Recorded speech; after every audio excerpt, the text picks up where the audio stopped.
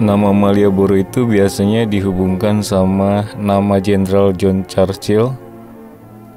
Dia punya gelar Duke of Marlborough. Jadi Marlborough itu dihubungkan dengan nama gelar jenderal ini, jenderal dari Inggris yang berkuasa di Indonesia sekitar tahun 1811-1817. Namun pendapat ini tahun 71 tuh pernah disanggah oleh Dr. Tickler. Menurut beliau, Malioboro itu terlalu penting untuk dinamai seorang jenderal Inggris. Apalagi Inggris secara formal benar-benar belum berkuasa tidak berkuasa di Yogyakarta.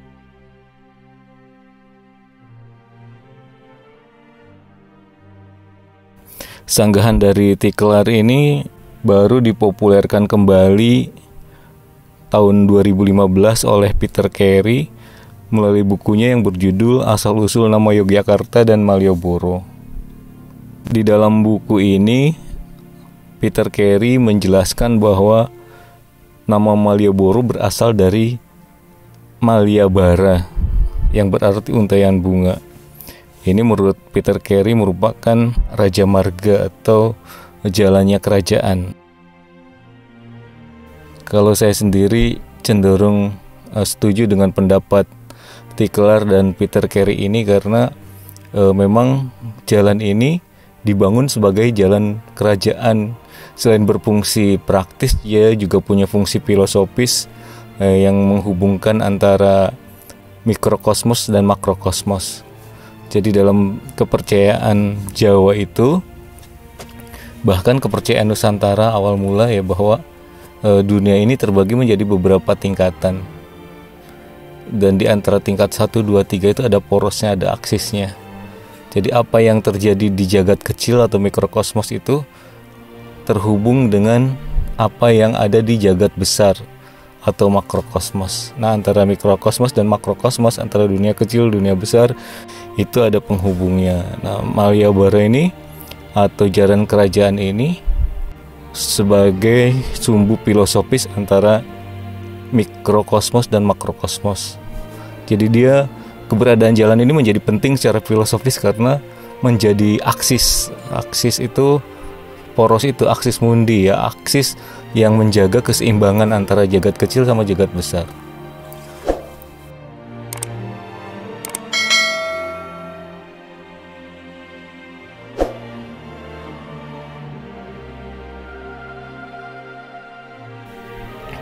Jadi keberadaan jalan Malioboro atau Malyabara ini sudah semasa dengan Kesultanan Yogyakarta. Jadi begitu tatanan kerajaan dibangun, keraton dibangun, ya jalan ini juga dibangun, jadi seumur itu. Sepertinya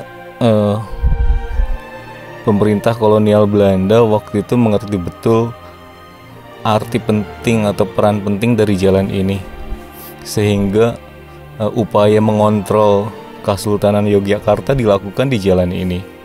Tahun 1765 pemerintah kolonial Belanda membangun benteng Frederberg. Ya.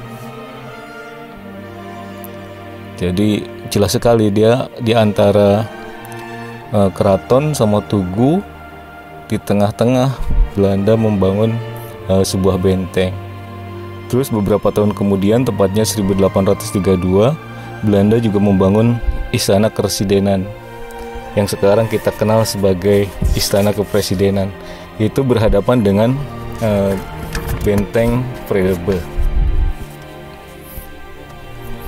Tidak cukup sampai di situ, 1885 Belanda juga membangun stasiun Tugu, dan stasiun ini beroperasi tanggal 2 Mei 1887. Dengan keberadaan stasiun Tugu, maka jalan Malioboro itu terbagi menjadi dua. Yang di bagian utara yang sekarang menjadi Jalan Mangkubumi, dan yang bagian selatan yang sekarang kita kenal sebagai Jalan Malioboro. Di dekat stasiun Tugu ini Belanda juga membangun sebuah hotel yang sangat mewah untuk ukuran waktu itu, bahkan juga sampai sekarang ya, yang kita kenal sebagai Hotel Garuda. Nah, dengan dibangunnya Tugu ini sudah jelas di titik ini kemudian berkembang menjadi pusat perekonomian. Tahun 1890-an itu Belanda mendatangkan orang-orang Cina ke negeri jajahannya, salah satunya itu ke Jogja. Nah, mereka dilokalisir di sebuah tempat yang sekarang kita kenal Ketandan atau Pecinan. Nah, di situ diberi tempat ya untuk berdagang kebutuhan pokok, bangunan dan lain-lain. Jadi orang-orang Cina memang sengaja didatangkan oleh Belanda. Sebelumnya sudah ada orang-orang Cina, namun kemudian secara besar-besaran Belanda mengundang mereka dan memberi tempat di situ. Karena diharapkan dengan hadirnya orang-orang Cina, maka geliat perekonomian di kawasan ini menjadi berkembang.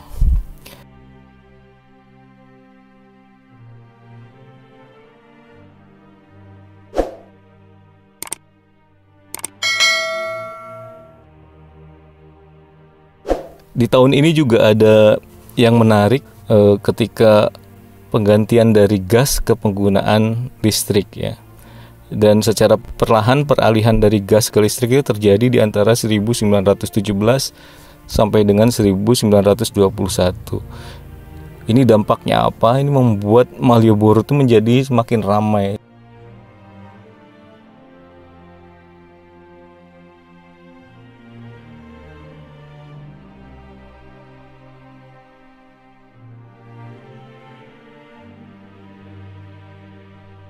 Saat ini perjalanan sejarah Malioboro nampak dari bangunan-bangunan yang tersisa. Kenapa tersisa? Karena sebagian besar sudah berubah menjadi bangunan-bangunan baru.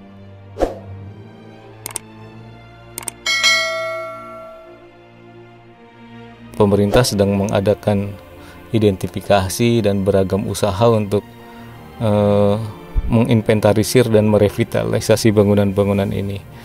Yang menarik dari bangunan-bangunan ini adalah bahwa secara arsitektural ini mencerminkan perpaduan beragam corak arsitektur. Setidaknya ada arsitektur India, Jawa, kolonial, Cina, dan Indis. Tapi yang paling menonjol itu adalah kolonial, Cina, dan Indis.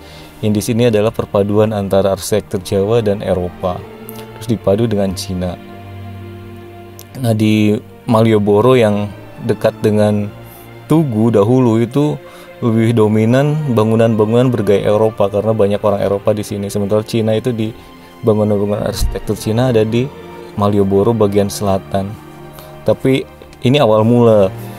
Perkembangan berikutnya banyak juga orang-orang Cina yang memiliki hak guna bangunan di daerah utara, sehingga antara corak Eropa sama corak Cina ini saling berpadu ya. Tapi sebenarnya kita bisa mencermati perbedaannya yang mencolok antara kedua gaya arsitektur Cina dan Eropa. Kalau arsitektur Cina dia lebih menekankan pada ketegasan horizontal, sementara kalau Eropa itu lebih ke penegasan vertikal, kolom-kolom yang besar. Jadi keduanya sangat beda. Nah, di Malioboro ini kedua ciri ini berpadu, baik ciri Cina maupun ciri Eropanya. Jadi itu menariknya di situ. Jadi secara arsitektural ada semacam akulturasi tiga kebudayaan besar antara Jawa dan Eropa menjadi Indis, kemudian Eropa dan Cina menjadi yang nampak seperti di Malioboro sekarang.